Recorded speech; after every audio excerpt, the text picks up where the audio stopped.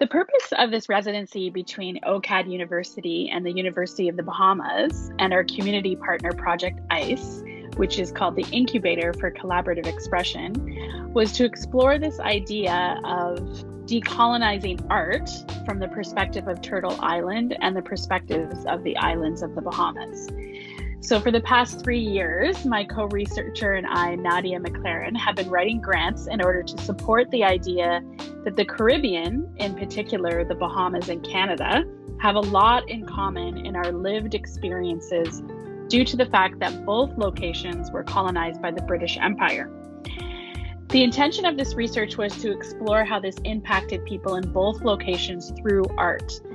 The resulting concept of the residency was to bring art students together from the University of Bahamas and OCAD-U to discuss these ideas in location, on land, and for the students, faculty, and community members to learn through the studio process and through visiting sites of coloniality, and to be inspired by seeing the contemporary and historical art that was created in response to colonial impacts.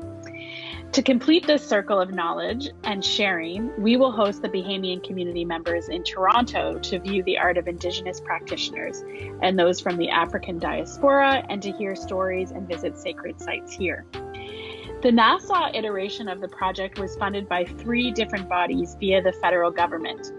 the Government of Canada's Global Skills Opportunity Program, the Faculty Mobility for Partnership Building Program with EduCan, and the Social Sciences and Humanities Research Council, which is known as the Shirt Connection Grant.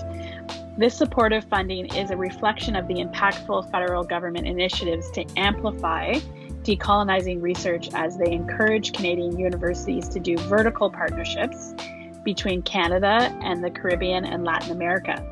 They are actively stimulating rich partnerships between Canadian universities and universities in the Caribbean and Latin America to do this. The federal government and also all the student travel, the hostel where the students stayed, and their flights and their room and board were all covered by the Government of Canada's Global Skills Opportunity Program, which is an amazing grant that the OCAD International Projects Team Manager Jenny Sedek received to assist BIPOC and low-income students travel on and for international partnerships. In 2014, Nassau was designated the Creative City of Crafts and Folk Arts by UNESCO and has a flourishing arts and cultural community with a thriving contemporary art scene.